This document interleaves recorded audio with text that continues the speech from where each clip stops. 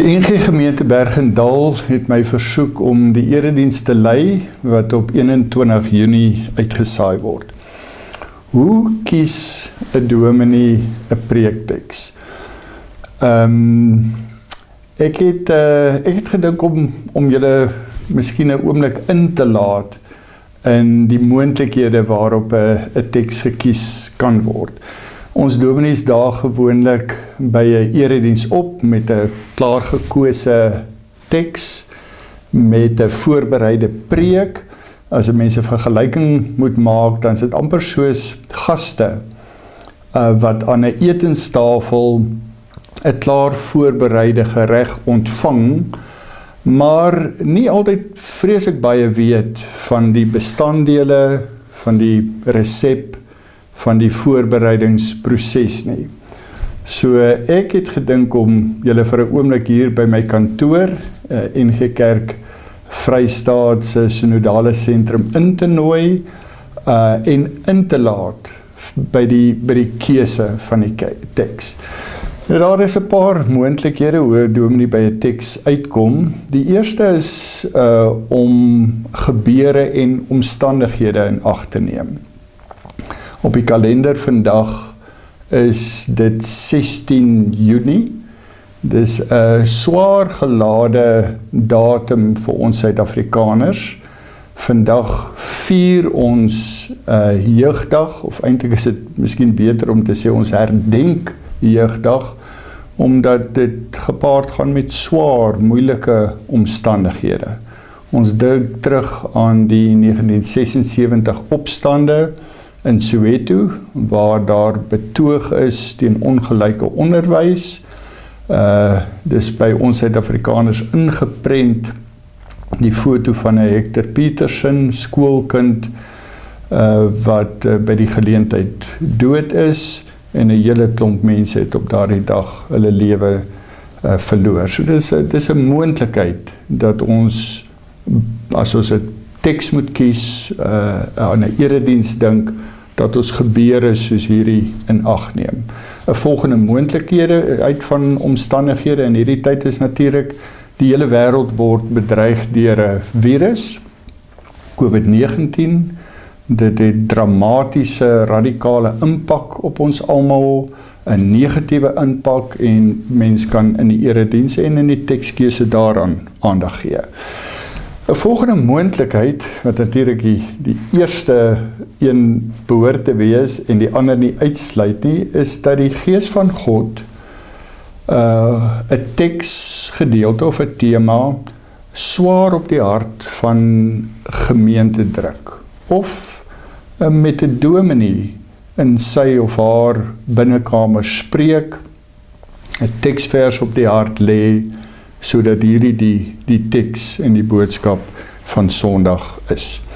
'n Derde moontlikheid, en hierdie is nou die moontlikheid wat die deurslag gaan gee vir hierdie erediens, is dat die leesrooster gevolg word. Nou, ek moet sê, dit is nie die roete wat alle dominees volg nie, inteendeel as dominees wat dit juis nie wil volg nie, en tog is daar 'n paar voordele. Ek gaan net 2 van daardie voordele noem. Die eerste is dat dit ons by die kerkjaar hou. Die kerkjaar waarin ons nou is, lydenstyd en Pase het afgeloop, en daarna is ons deur Pinkstertyd, ons het dit ook deurloop. So 2 Sondae terug het ons Drie-eenheid-Sondag gevier, en Drie-eenheid-Sondag is die aanvang van Koninkrykstyd. Koninkrykstyd se kleur is groen, en dit sluit aan by die oorhoofse en deurlopende tema van Koninkrykstyd, naamlik geloofsgroei. En net so terloops, in die Engels word hierdie tyd genoem ordinary time. Maar toe ons dit nou moes vertaal, het gewone tyd nou nie vir ons baie lekker op die oor geval nie. So Koninkrykstyd was die keuse, en dit is 'n lang seisoen na afloop van Pinkstertyd en totdat die nuwe kerkjaar weer begin. Adventstyd en Kerstyd weer begin, noem ons hierdie hele amper helfte van die jaar Koninkrykstyd, en daar is ook 'n paar seisoene daarin. Die tweede voordeel vir my van die leesrooster is dat ek as dominee nie hierdie teks kies nie. Dis asof hierdie teks wat uit die leesrooster uitkom my uitdaag, en baie dikwels het ek ook die ervaring dat die teks my selfs konfronteer om te hoor wat die Gees van God in hierdie teks vir my en dan vir die gemeente sê om die woord daaruit te bedien. Nou die sleutelteks of die preekteks vir hierdie Sondag is Matteus 10. Matteus 10 vanaf vers 24 tot die einde van die hoofstuk is vers 39. Kom ek lees net die opskrifte van Matteus 10, dat julle 'n gevoel kry waar in die verhaal, in die Matteus verhaal ons nou is. Jesus stuur die 12 uit. Jesus gee opdragte vir die 12, dis nou die 12 disippels. En dan die waarskuwing of die boodskap van Jesus, vervolginge wat voorlê. En daarna wie gevrees moet word, die aansporing om Christus te bely. Jesus bring nie vrede nie, maar die swaard, is die laaste paragraaf in Matteus 10. So ek nooi julle om Matteus 10 deur te lees voor ons na die erediens toe gaan. Die leesrooster het ook altyd ander tekste. Die psalmteks is Psalm 86. Die Oud-testamentiese teks is Genesis 21. Dit is waar Abraham vir Hagar, die slavin, en Ismael, die seun, wegstuur. Moeilike verhaal om te lees. En die ander teks is Romeine 6, die opskrif daarvan, dood vir die sonde, maar lewend vir God, wat baie dikwels as 'n doopteks ook gebruik word. So ek gaan probeer om fyn te luister na wat die Gees van God deur hierdie tekste sê, en dan ontmoet ons mekaar by die erediens.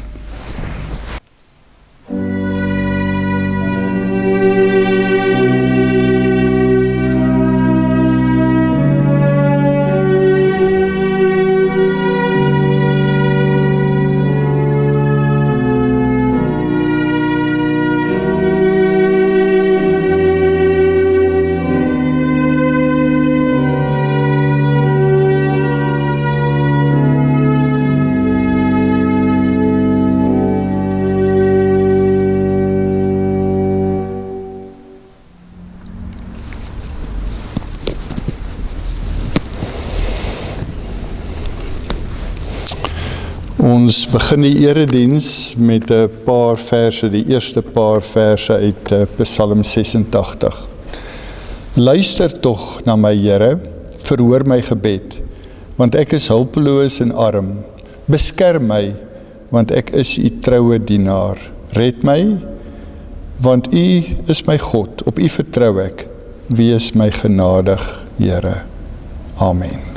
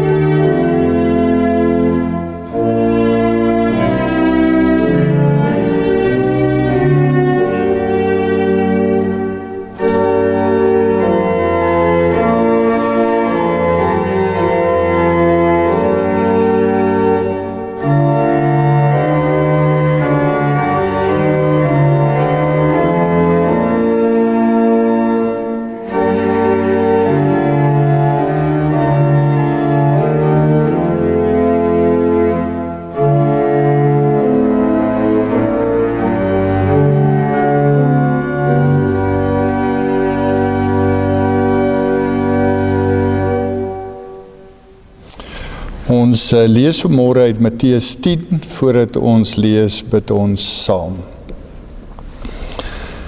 Here, ons maak die woord oop, ons luister na wat U vir ons sê en ons bid dat U met ons mag wees. Saam met die woorde van Psalm 86 wil ons bid. Leer ons U pad, Here. Ons wil in die waarheid wandel. Leer ons om U met toewyding te dien. Ook deur hierdie boodskap, ook vanmôre. Amen.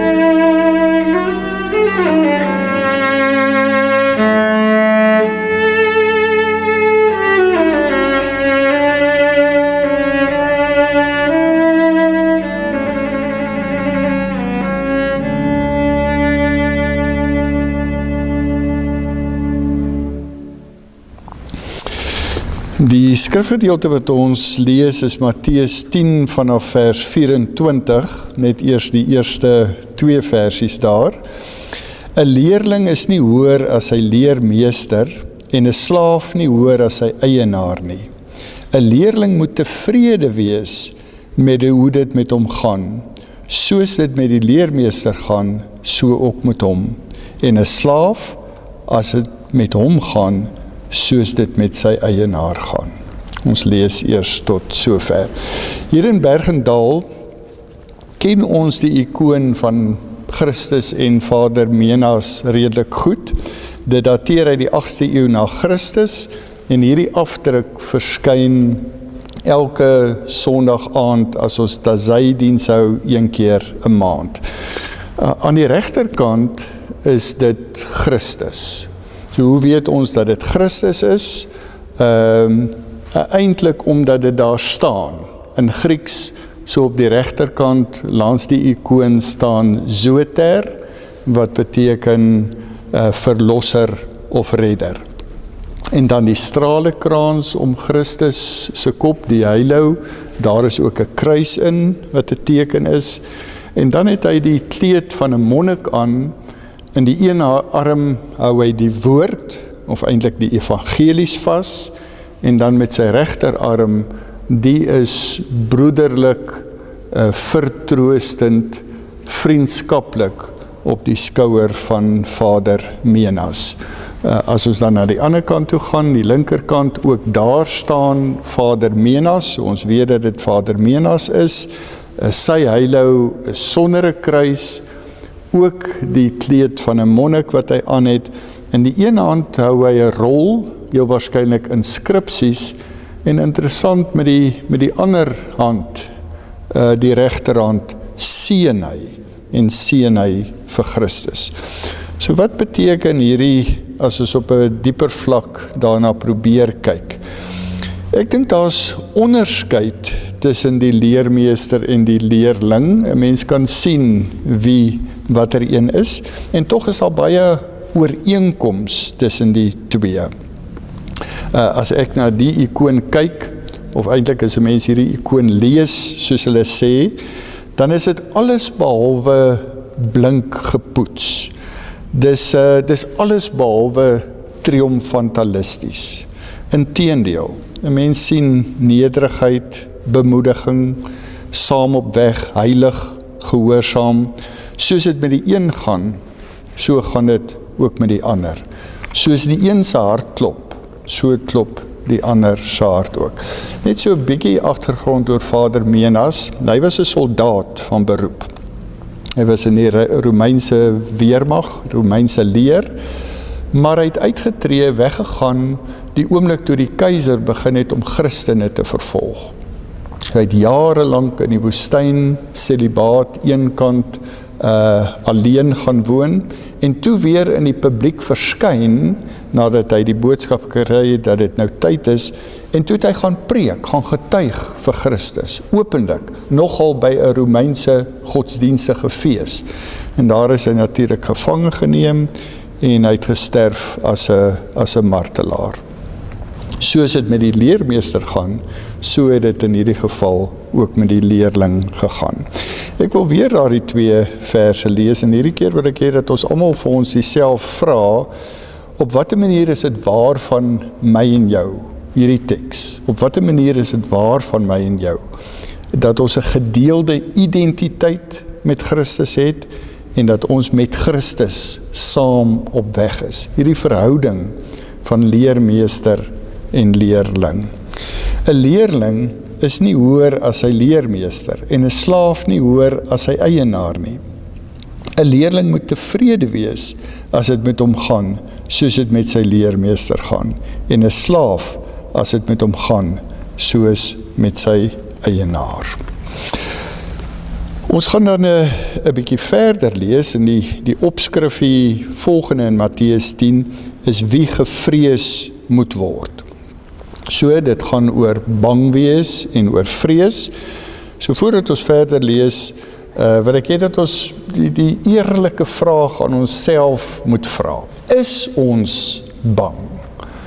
En indien wel, waarvoor is ons in ons tyd en omstandighede bang? In die week het ons jeugdag gevier. Ons is herinner aan die Soweto-opstande en die bloedvergieting wat daarmee saamgegaan het. So as mens die stelling maak dat ons is bang vir politieke onrus, vir politieke intimidasie, vir onrus en onstabiliteit. Daarvoor is ons bevrees. 'n virus op hierdie stadium bedreig die hele wêreld. Mens sien dit in finansiële markte, werkgewer-werknemer verhoudinge is op slegte plekke, baie plekke. Gesondheidsdienste is onder druk. Reis en bewegingsvryheid is net nie dieselfde nie. Samekomste, eredienste word beïnvloed, en so kan mens aangaan. Iemand sê, miskien is ons die heel bangste dat ons lewenstyl drasties in hierdie tyd beïnvloed gaan word.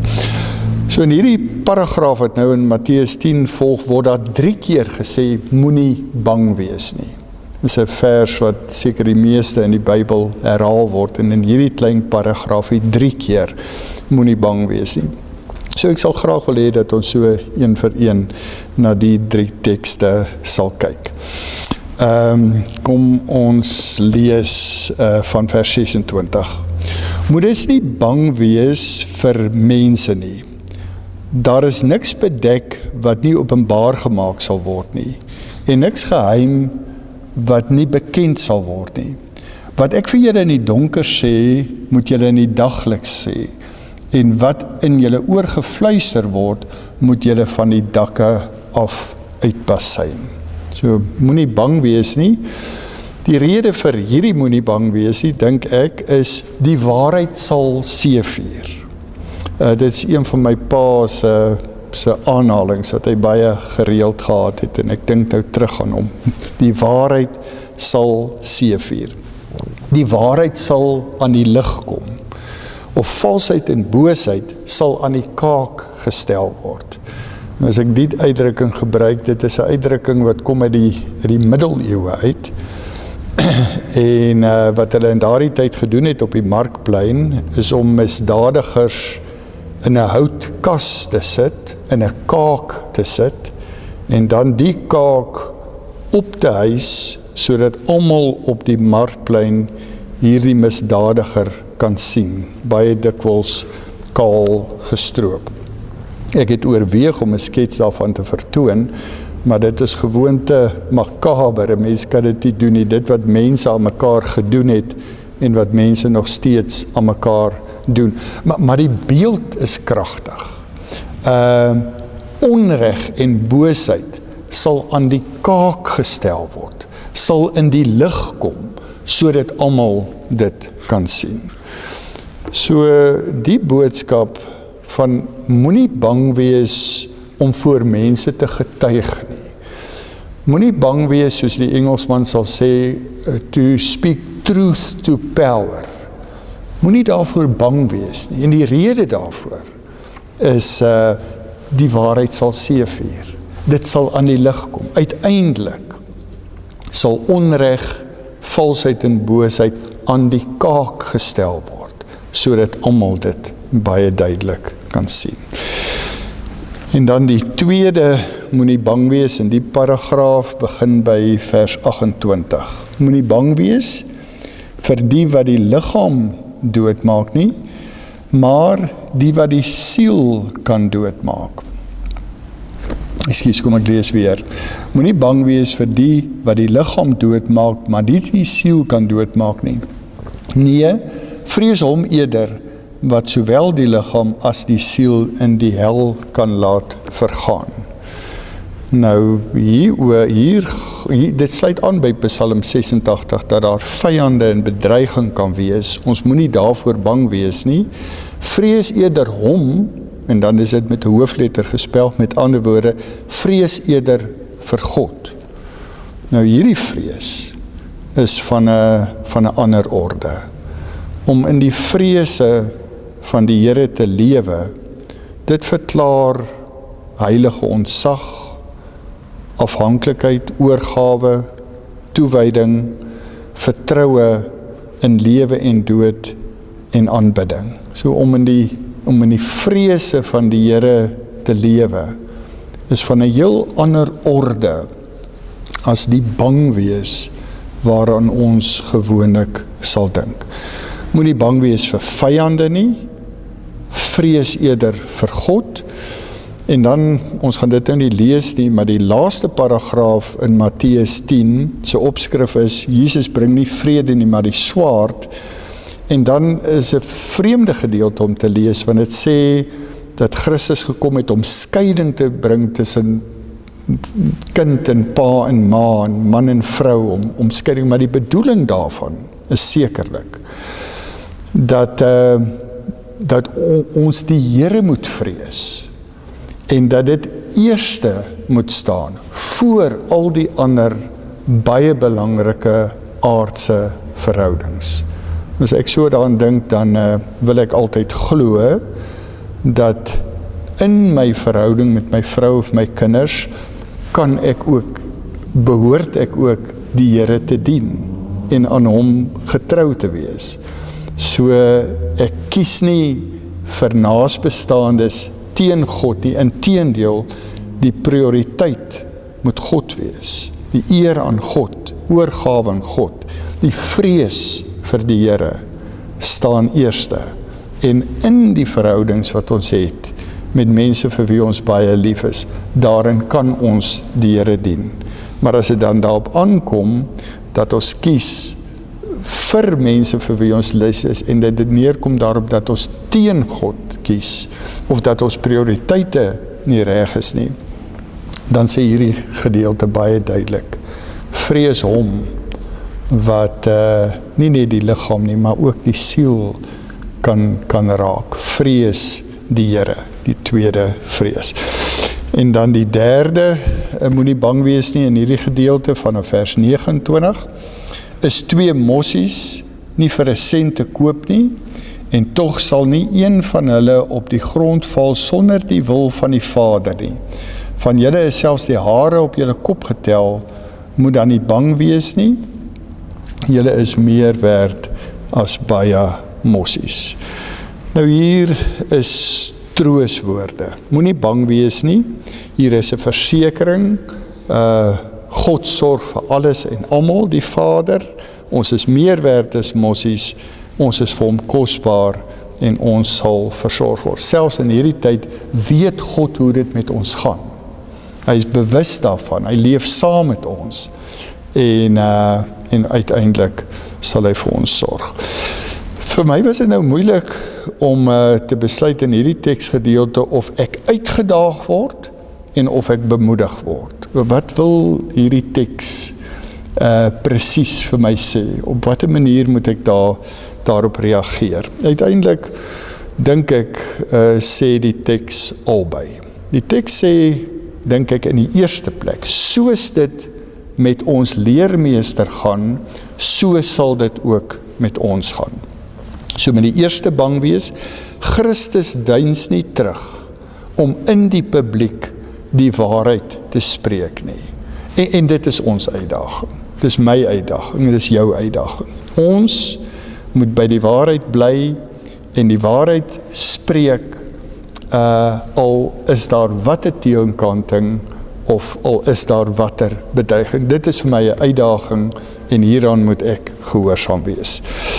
Die tweede moenie bang wees nie, vir Christus staan nog vriend, nog vyand in die weg van sy oorgawe tot die Vader. So dis 'n uitdaging, dat dit ook so met my sal wees, my prioriteite, maar is ook 'n bemoediging. Dit word al deel van 'n bemoediging, dat ons sekerheid lê in ons oorgawe aan God. Dis waar ons berusting is. Dit is bemoedigend, dat daar 'n plek is van veiligheid. En dan die derde, nie bang wees nie. Christus se sekuriteit in lewe en dood was by die Vader. Die Vader het elke beweging geken, dit was in sy wil gewees, dit was voor sy oë, so die troos, al het dit hoe moeilik en swaar gegaan, die Vader, wat elke mossie ken, en die haar op ons hoof kan tel, is die Vader wat by ons is. En so met Christus, so ook met ons. So in hierdie gedeelte is daar vir ons uitdagings, maar daar is versekering en bemoediging. Ons is navolgers van Christus, soos dit met die leermeester gaan, so ook met ons as sy leerlinge.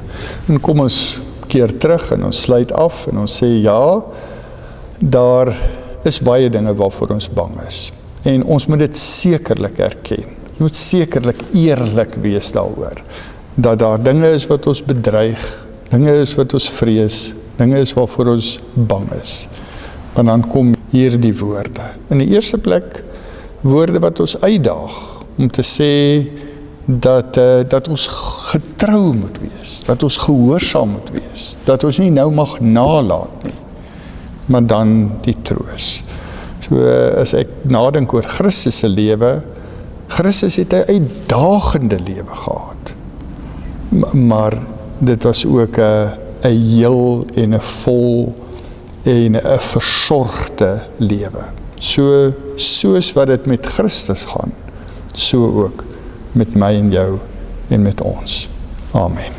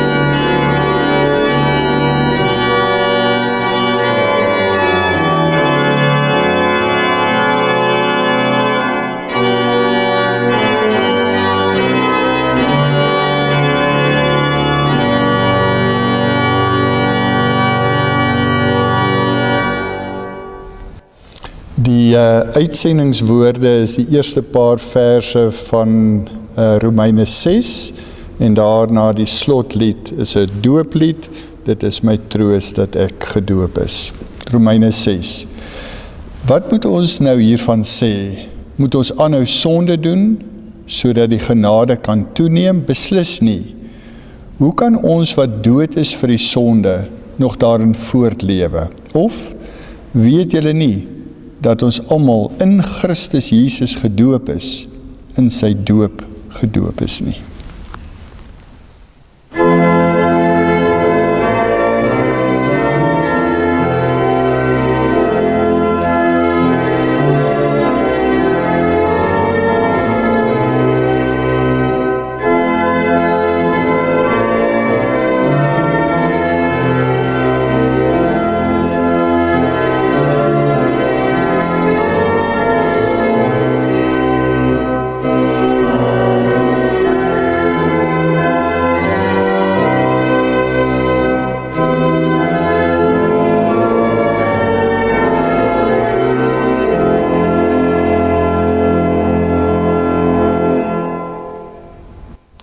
Ontvang die seën van die Here. Dit is 'n seënbede uit die 4de eeu na Christus.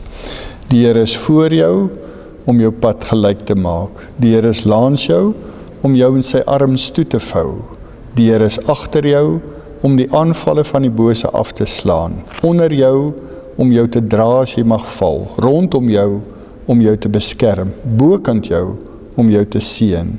Die Here is binne jou om jou te lei met sy Heilige Gees. So seën die drie-enige God jou, van nou af en tot in ewigheid. Amen.